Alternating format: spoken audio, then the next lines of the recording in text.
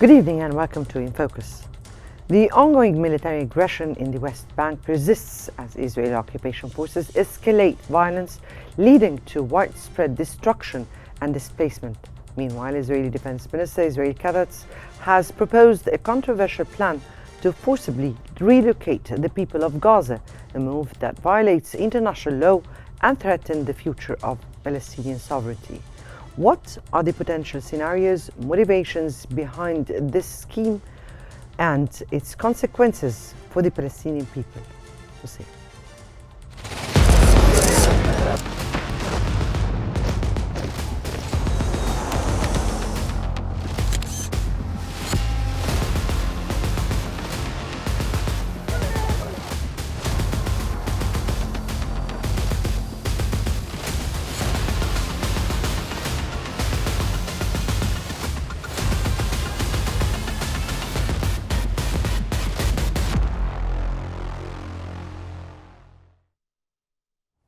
Israeli occupation forces have continued their aggression in the city of Tulkarm and its refugee camps for the 11th consecutive day, causing widespread destruction, mass displacement, and unprecedented military reinforcements. Earlier today, the occupation forces conducted intensive fire on civilian homes in Tulkarm camp. The escalating Israeli aggression on the city has caused severe and unprecedented damage to the camp, affecting its entire infrastructure, including electricity, water, communications, and internal networks. Additionally, dozens of homes, shops, and institutions have been completely or partially destroyed, with many exposed to fire and bombing, further intensifying the suffering of the remaining residents.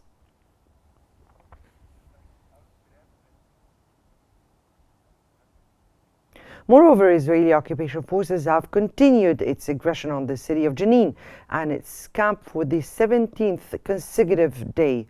According to Jenin camp's media committee, 15,000 people have been displaced and 180 homes destroyed by the Israeli army. The ongoing aggression has halted basic services, closed schools, and left 4 hospitals without water.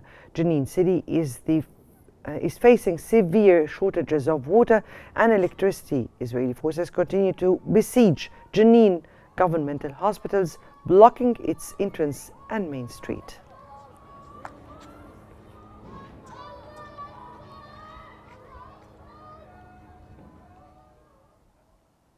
For more analysis, we're joined from Jenin by Mr. Samir Abahra, the military expert. Good evening to you, sir, and welcome to Qnews. Now, the Israeli occupation forces have been intensifying their military assaults on cities like Tulkarm. How would you describe the impact of this ongoing attacks on the Palestinian civilians, particularly in terms of infrastructure and the daily life?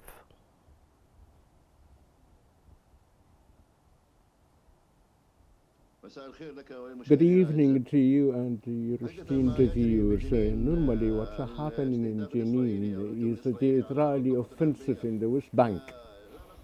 We cannot we talk about as what happened in the same in Gaza. The Palestinian people are targeted wherever they are, and the Palestinian terrorists are also targeted, as well as the Palestinian project. In this context, we wish to say that it seems that the assault has been intensified on the West Bank following the meeting of Trump and Netanyahu. That is, it seems the Israeli aggression on the trees and the rocks reflects Trump's position that called upon the necessity of the ceasefire. This does not reflect the Trump's vision. What's taking place in Jenin, on the West Bank, either in Tulkarm or Tobas, it is a comprehensive and a massive war. Jenin's camp specifically, 80% of their house has been destroyed, and the people have already left the hospital since the Israeli aggression on the camp, or before the campaign, since the Gaza were 15,000 were killed from Jenin. Only a few were left. Jenin city or camp is one of the districts. The Jenin city has already been transferred to the city of ghosts. All the shops were closed. Even Jenin's hospital totally closed, and some districts lacking water and electricity. Israelis prevent the medical or rather the technical workers to fix the disruption of the water access, and the roads cannot even be used, and the size of catastrophe made by the Israeli in Jenin that isn't aren't paved a way for to be used, and the Israelis' aggression in Jenin's district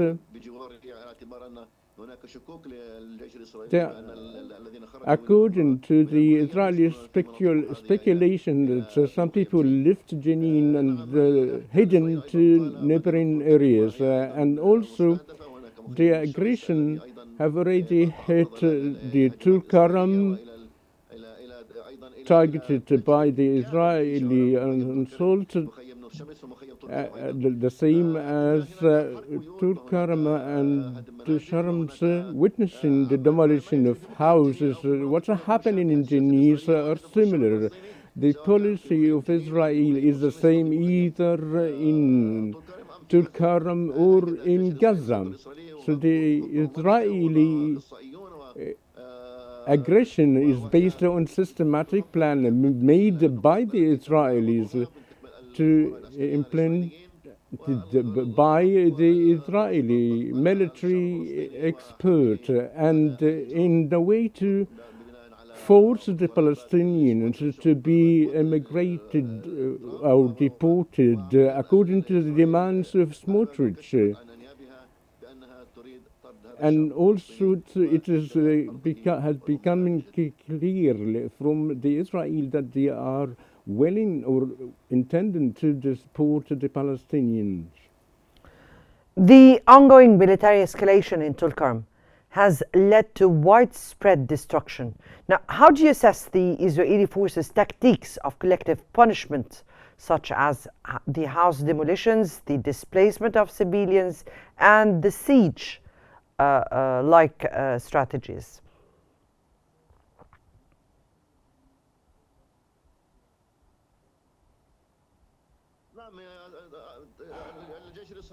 The Israeli army is only alarming the people to evict the people within a specific and determined term.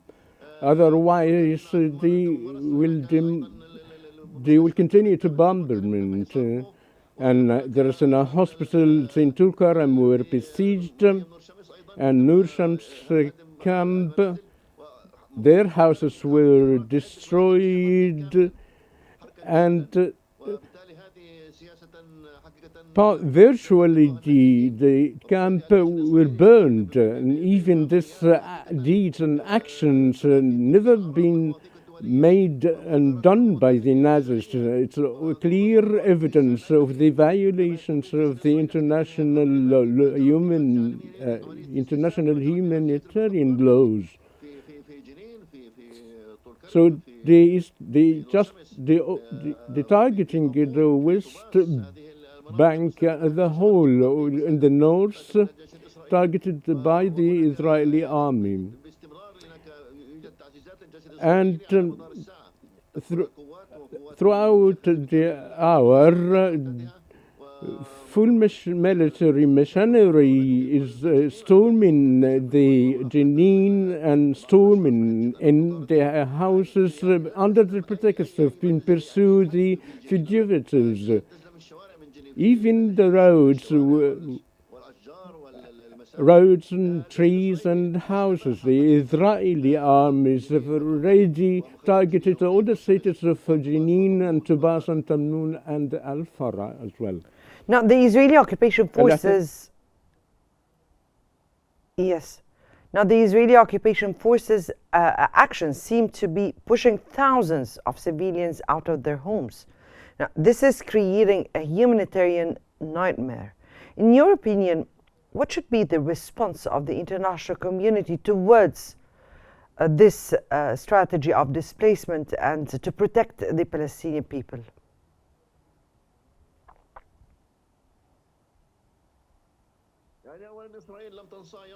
Israel never abided to the international community, international conventions. The Israeli actions are outside of the norms of the international community, and they are witnessing what's happening, but they are staying still. The Palestinian people, as it happened in the 1948, it's like going to be happening again. The international community is already in the framework of theory within or through the UN Security Council. Their resolutions have never been abided by the Israeli forces, so the international community should impose sanctions of the occupied forces. As Israel never faced any sanctions, they would continue in their targeting policy to annex their lands, expelling their peoples, and the aggressions will continue as long as Israel is working freely without any abidement for the international community or organization. So they will continue doing their implementing their policies. Right. In Jenin, same techniques that were used by the occupation forces are being enforced, particularly the use of sniper units, the random gunfire. Now, how does the local population adapt to such extreme conditions?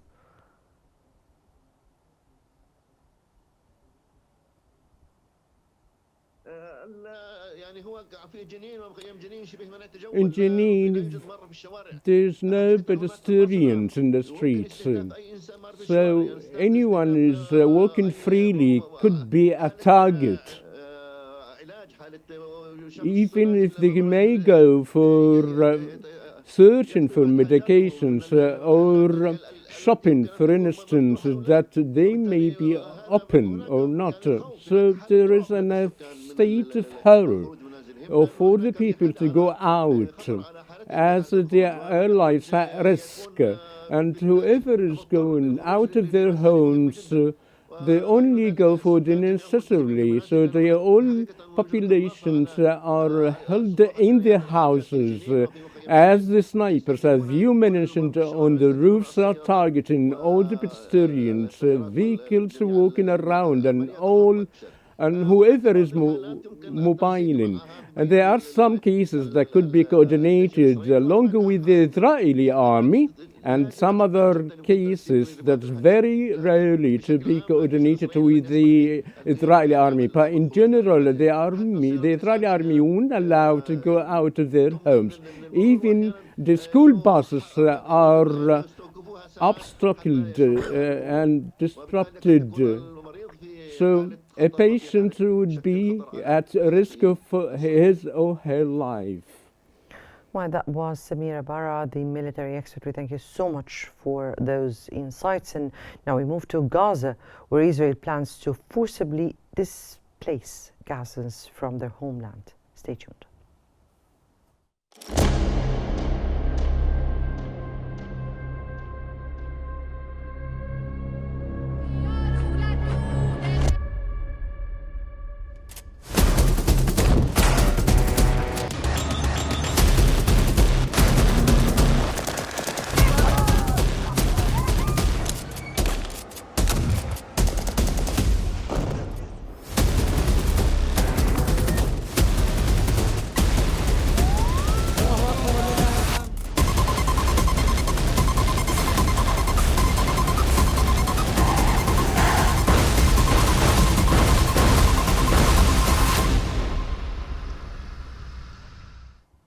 The Israeli defense minister stated that he had ordered Israel's military to draft a plan to allow Gazans to voluntarily leave the enclave, a move that comes after President Trump's proposal for a massive resettlement of Palestinians and a US-led takeover of the territory.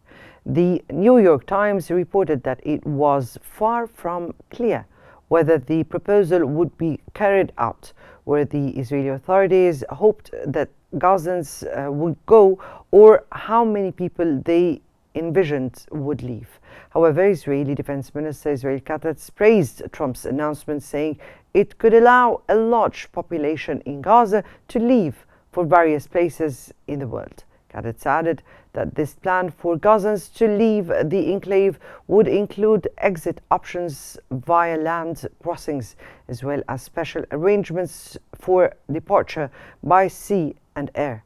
He also made no mention of whether they would be allowed to return home after the war.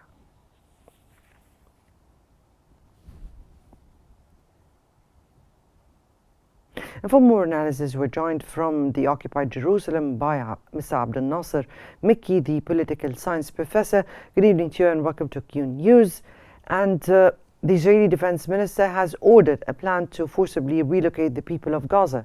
Now, how do you view this as a violation to the international law? Yes, I think today the Minister of Defense, Israel Katz, he announced about the plan for how could the Israeli impose and force the Palestinian to leave, especially in Gaza, to leave Gaza and departures by sea or by air. And also he ordered the coordinator for the civil authority in the Israeli authority, Mr. Colonel Ghassan Alayan, that to go ahead with this plan and to put like agenda and scenario, how could they that pressure on the Palestinian, or to find a way in order that the Palestinian could go out of Gaza, like something voluntary displacement. This is what now the Israeli thinking about this subject, and it's according and depending on the Trump declaration before 2 days when he met with Netanyahu in Washington. So now the Israeli is thinking for about this issue in this way. For the international, according to the international law, I think this is violation of the international law, because it's first of all, the Israeli destroyed Gaza. The Israeli didn't allow to Gaza people or allow to have a machine to enter Gaza in order that they remove all the demolitions from or the construction from the Israeli bombing, and also in order to for the human protocol. The Israeli didn't even go ahead with this, and also they didn't implement a protocol, a humanitarian protocol, in order to provide for the Gaza people for all the assistance, and especially now the Israeli didn't even provide with all the necessary either food, equipment, medicine, and also for the hospitals, for the housing. So until now, the Israeli violated all these issues, didn't commitment for continuation of the even for this stage of the agreement, especially for the international humanity protocol. Dr. Mikki, yes. Yes. The Israeli in this way, they try to put by a voluntary way the Palestinian to leave Gaza by making Gaza as a land unlivable place. Yes, that's they are the Israeli thinking, and especially now they want. It's like something. How could they make the Palestinian to leave Gaza by voluntary, by making the live in Gaza miserable, disaster, by not providing them with all necessary that have necessary things that have been agreed on the agreement between Hamas and between Israeli. Now, Dr. Mikki, from your point of view, does can this be considered as a disguised attempt to ethnic cleansing, and how do you see the long-term consequences for, on the Palestinian people? I think now this is important point now. The Palestinian, all Palestine, in not West Bank, in not Gaza, or on West Bank, and also on the Palestinian National Authority, also on all the factions. Now they are thinking about how they could, make like a lobby against this declaration, or against the Trump, that's plan for imposing, first of all, how the displacement from the Palestinians to leave Gaza.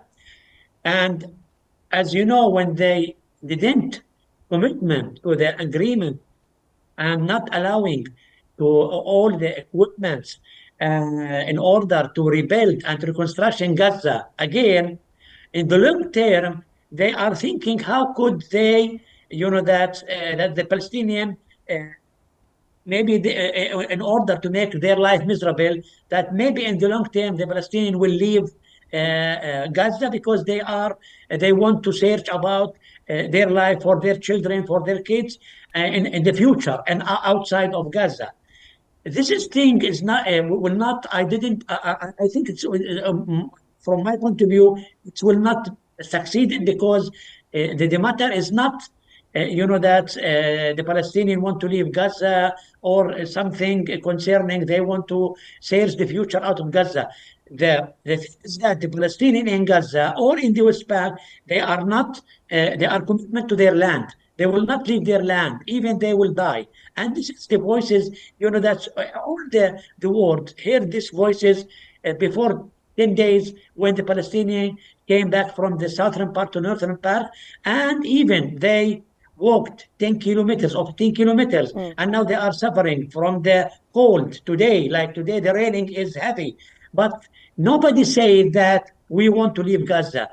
And despite this, the Palestinians in Gaza say that we want to stay in Gaza, we want to die in Gaza, but they are, that they want the American and also the Arab League that the Israeli commitment to the agreement.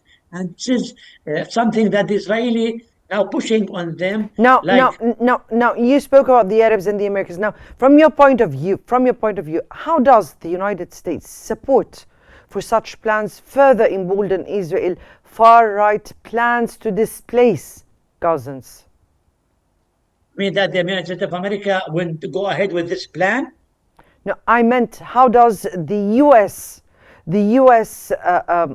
Support, unequivocal support for such plans further embolden Israeli far-right plans to displace the Gazans?